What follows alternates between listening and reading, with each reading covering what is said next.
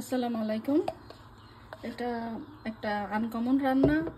সাধারণত আমার শাশুড়ি এই রান্নাটা করেন, ওনার কাছ থেকে একেবারেই পার্সোনালি ওনার কাছ থেকে এই রান্নাটা আমার শেখা।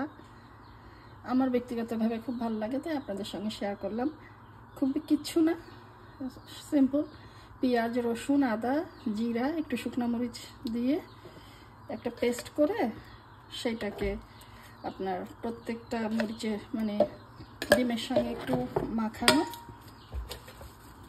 একটু জিরার গুঁড়া একটু বেশি দিলে ভালো লাগে, এটাই তাই জন্য দিলাম। এমনি কিন্তু কোনো ভাজা জিরা না, জাস্ট ফ্রেশ জিরা। হলুদ, লবণ, একটু শুকনো মরিচের গুঁড়া। এটাকে সুন্দর করে মেখে এরকম মানে এই জিনিসটার সঙ্গে, এই পুরা পেস্টটার সঙ্গে ডিমগুলাকে সুন্দর করে মেখে এটাকে তাওয়ায় ভেজে, পরে ডিমটা যখন একটু ব্রাউন কালার এসে যাবে তখন আর কি এই মশলাগুলো আলাদা করে দিয়ে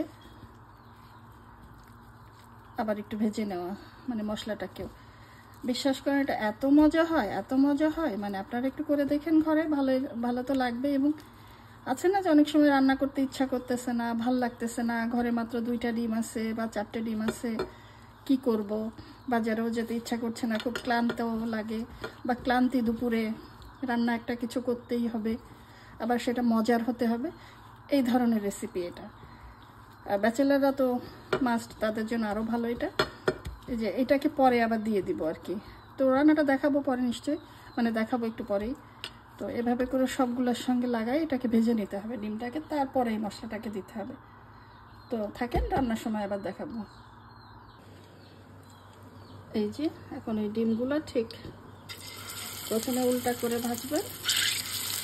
যখন এই কুসুমটা এর সঙ্গে লেগে যাবে তখন কিন্তু আর বের হয়ে আসবে না কুসুমটা, এই জন্য প্রথমে আপনারা চেষ্টা করবেন উল্টা করে ভাজতে।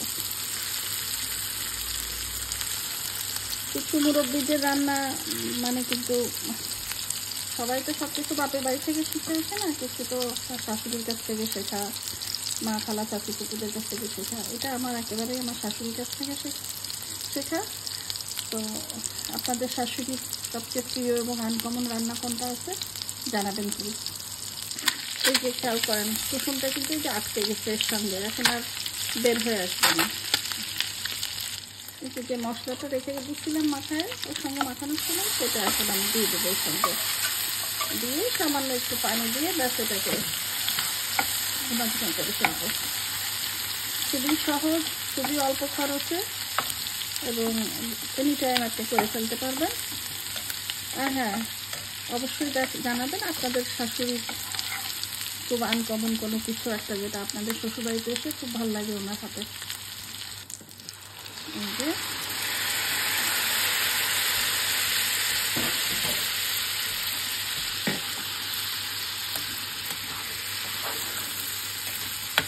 একদম হয়ে গেল। এখন একটু আরেকটু ভাজা ভাজা হলে এটা শেষ।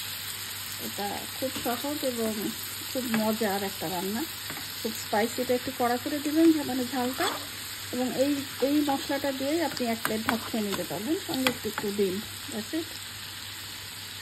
সত্যি কথা বলতে অনেক দিন থেকে আমার ইচ্ছা ছিল আমার শাশুড়ির এই রান্নাটা আপনাদেরকে একটু শিখাবো কথাটা খুব খারাপ, মানে দেখাবো, সেটা আজকে দেখাবো। তো এটা হয়ে গেছে,